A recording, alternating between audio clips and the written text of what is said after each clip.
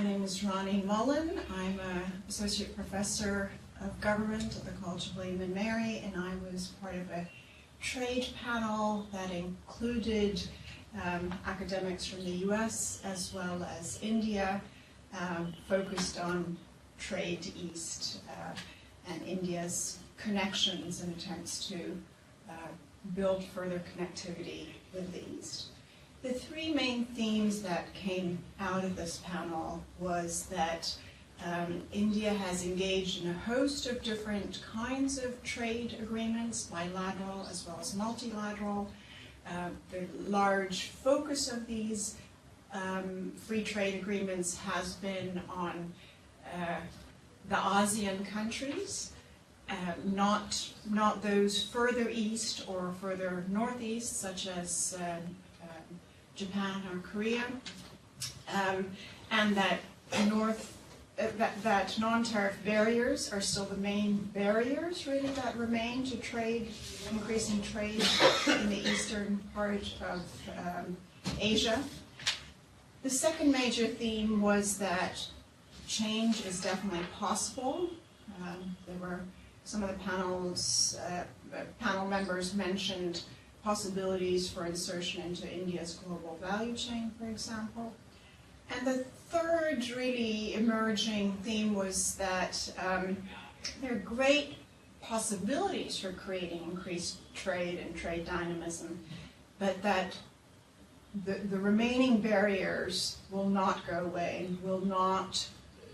increased trade will not happen without top-level commitment, and this is really the issue of governance. So those as the main themes that came out. I will now mostly present an overview of India's trade east.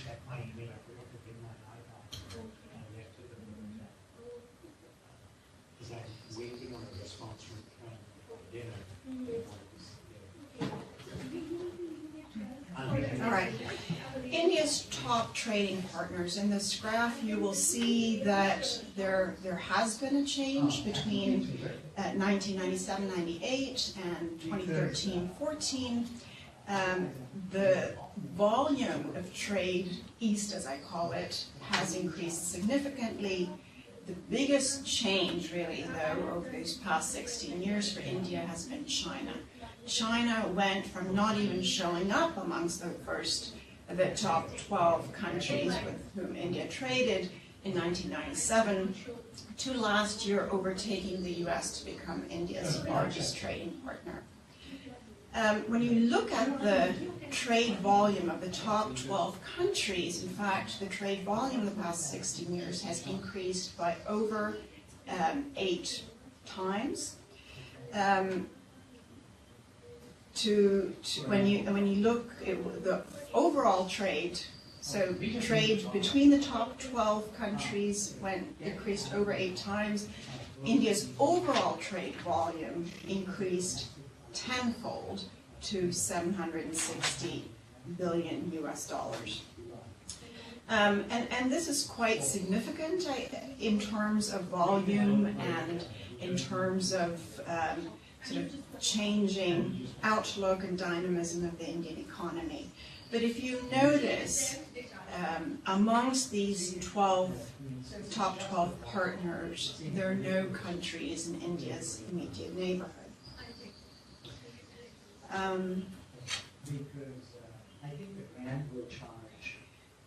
On to the next slide shows India's trading volume overall, which is the green line, India's total trade, and you see how that has been increasing with sort of a leveling off the last few years, but there's signs that that is picking up again over this past year.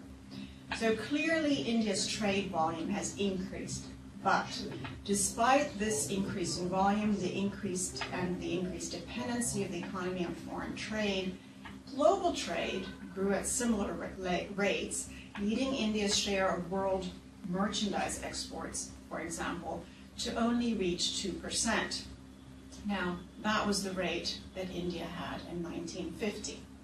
Moreover, the share of India's trade with its eastern neighbors, excluding China, continue to hover around 10 to 12% of India's overall trade for the past 16 years. So while the volume, also in terms of dollars, has increased, the share of the overall trade pie amongst India's eastern neighbors has not. And particularly if you go on to look at trade with with countries in India's immediate neighborhood on its eastern borders, you look at Bangladesh, Bhutan, and Myanmar, or Burma. Trade with Bangladesh was just over 1% of overall trade in 1997-98, and it dropped slightly below 1% by 2013-14. Similarly, trade with Bhutan increased only marginally over the past 16-year period, and trade with Myanmar also has stagnated. So the immediate countries in India's eastern neighborhood have not seen an increase in the share of the pie either. So today, India's focus with its eastern neighbors has largely been on increasing trade by engaging and trying to engage and write up free trade agreements, both regional as well as bilateral. And you can see one of the most important regional free trade agreements that India has pursued and now is part of is ASEAN, the ASEAN countries of East Asia.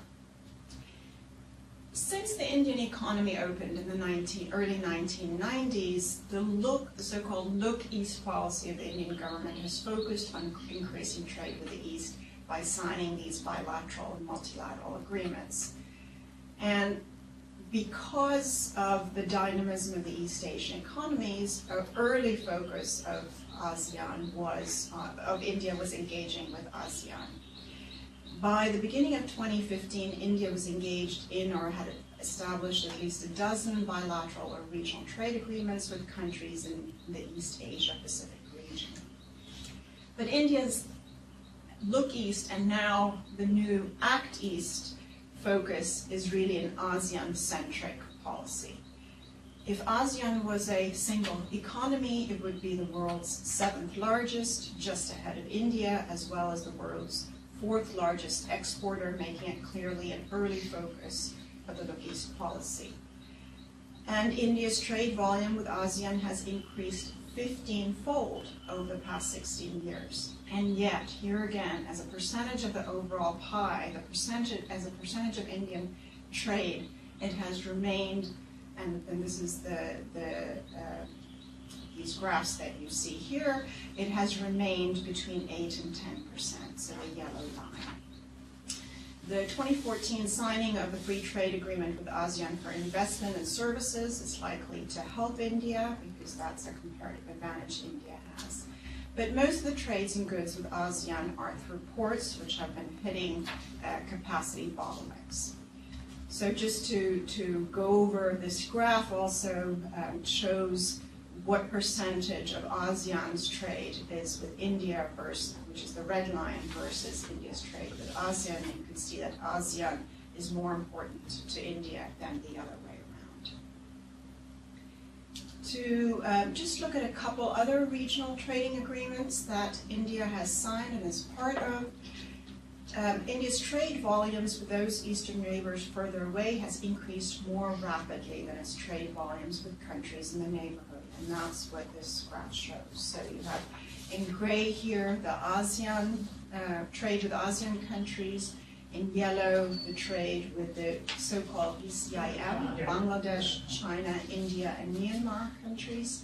Also in a trade agreement, BCIM Economic Corridor is supposed to start in China's Yunnan province and go all the way down through India's northeastern states and end in Kolkata.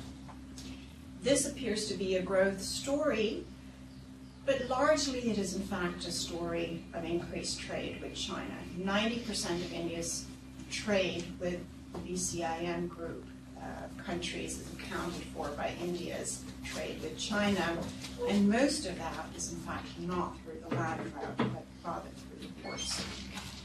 And the trade with the other two countries happens here. BIMSTEC, which is the Bay of Bengal Initiative for Multi-Sectoral Technical and Economic Cooperation, the blue line that you see in this graph, in the larger graph, is a FTA for free trade of goods. It has not come into force yet. When you look at the mapping out of BIMSTEC countries versus ASEAN, the smaller graph to your right, you can see that the trade with BIMSTEC countries in orange is significantly lower than the trade with, it's not showing up on the screen, okay, the trade with ASEAN countries. And finally, the grouping called SAGQ, which is, includes Bangladesh, Bhutan, India, and Nepal, the South Asian Growth Quadrangle. Here again, there has been over a decade of meetings between the respective countries to discuss how to move forwards towards greater economic cooperation. But it was not until a recent agreement with the Asian Development Bank and by the ADB and the Indian government to fund the South Asia Sub-Regional Economic Cooperation Program that specific actions to foster integration have been taken. India, in addition to the free trade regional agreements, India has also signed several bilateral free trade agreements. But overall, largely, this has not changed the share of trade that India has with these countries. I'm just going to point out two examples. One is the Indo-Sri Lankan Free Trade Agreement. In Indian total trade with Sri Lanka, which hovered around $700 million US in 2000, jumped to over $1 billion the year after signing of the free trade agreement, and increased fivefold to over $5.2 billion by 2013-14. Yet here again, while the share, while the volume of trade between these two countries increased, the share of bilateral trade as a percentage of overall trade has not. And this is really the story of India's trade with most countries in the East. The exception, the big exception is China, and the other exception is Singapore, and I just wanted to point both of those out. In addition to having a free trade through ASEAN with Singapore, India also signed a bilateral trade agreement with Singapore, a separate one in 2005. This was signed with the purpose of increasing trade, investments, and economic cooperation. Singapore is one of the largest sources of FDI for India, as well as with a look towards military and strategic cooperation, and has eliminated many tariff and non-tariff barriers. India's reaching out to Singapore started, in fact, in the 1990s, and that focus on a closer trade relationship has paid off in this case. Not only has the volume increased from 1.8 billion in 1999-2000 to over 19 billion by 2013-14. India has also moved up, Singapore, has also moved up the rankings of India's largest trading partners from being the 14th largest trading partner in 1997-98 to being the 10th largest partner in 2013-14. The Indian government has also tried to engage and set the pace, the groundwork for public-private sector cooperation for encouraging investments eastward from India and to attract investment in by engaging in development cooperation. And here you have a map, and the red dots on this map show the countries with which where India gives foreign assistance. When you look at grants and loans that are given eastward, between 2006 and 13, the volume of grants and loans given to countries eastward, highlighted here in orange, increased 8-fold. Between 2010 and 14, nearly 90% of these commitments have gone towards projects that supported east-west connectivity and trade. And I think that's important to keep in mind. And not only has the volume increased, India in 2006, 2007 engaged and gave development assistance to 5 countries, Bangladesh, Sri Lanka, Bhutan, Nepal, and Laos. By 7 years later, by 2013, the volume had increased, but they also started lending to 3 additional countries, Myanmar, Cambodia, and Vietnam. So the Look East is an engagement in further east as far as India's development cooperation is concerned.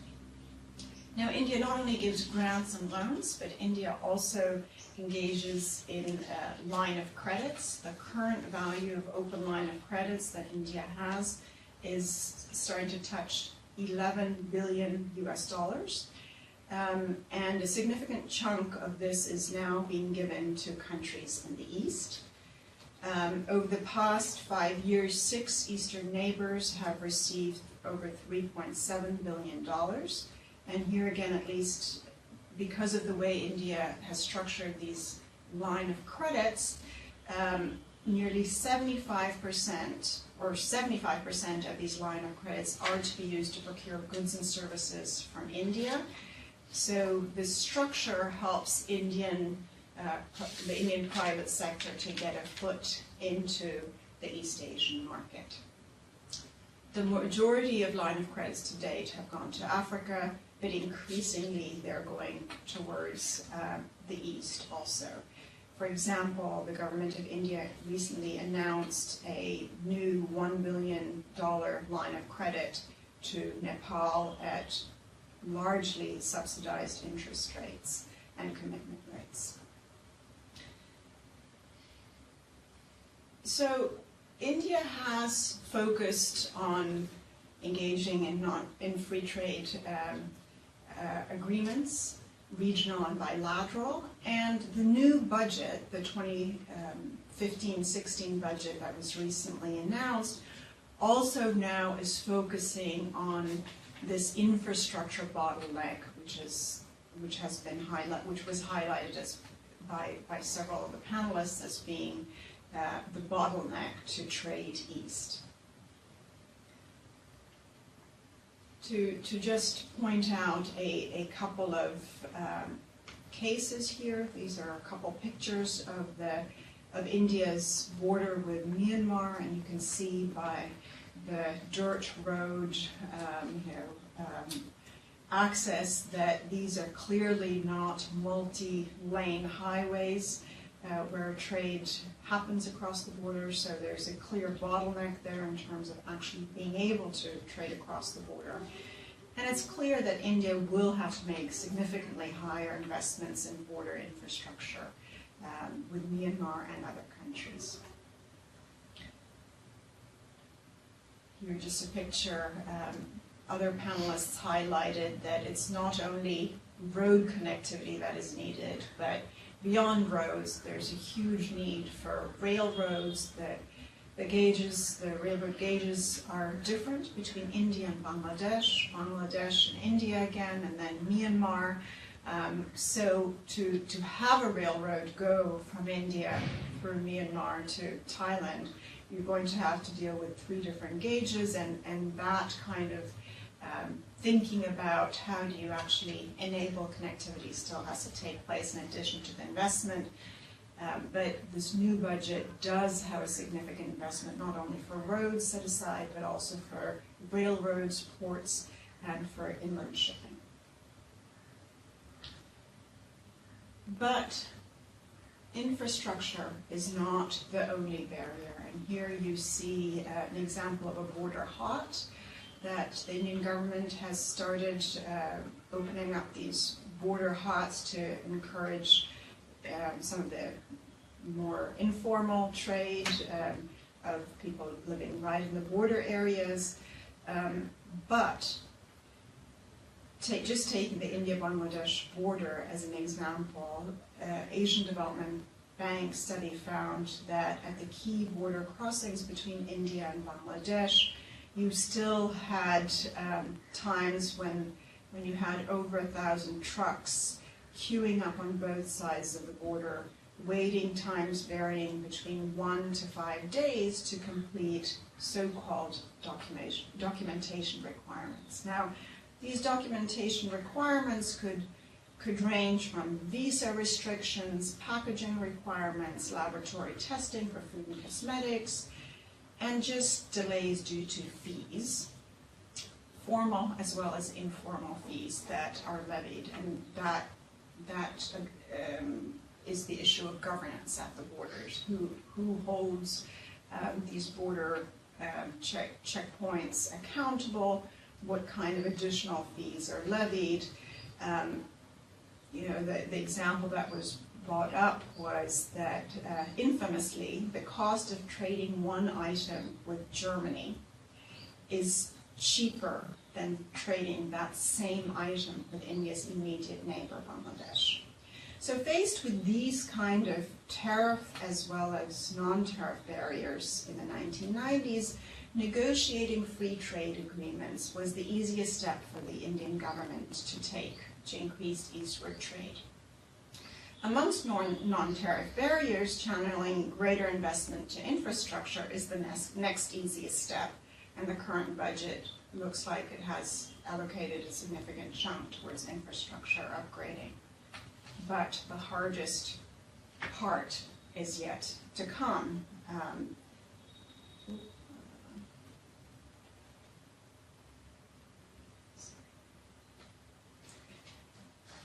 So when you look at how India ranks in terms of trying to assess these issues of governance, non-tariff barriers broadly defined to include all non-tariff trade distorting barriers ranging from inadequate infrastructure at border crossings, ports, and airports to delays due to cumbersome bureaucratic procedures, additional fees levied on imports, different standards, special license and permits, and other charges.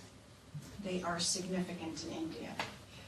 In 2014, India still ranked low on trade freedom scores, ranking 150 out of 181 countries. Moreover, India's overall economic freedom remains unchanged between 2010 and 2015, with India ranking below regional as well as global averages. In 2014, India in fact dropped 2 places to be ranked at 142 out of 189 countries in terms of the ease of doing business, ranking behind its neighbors, not only Sri Lanka and Nepal and Bhutan, but also behind Pakistan. This measure of doing business in India shows us that there are significant remaining non-tariff barriers, particularly when you look at sort of construction contracts, the enforcement of these contracts.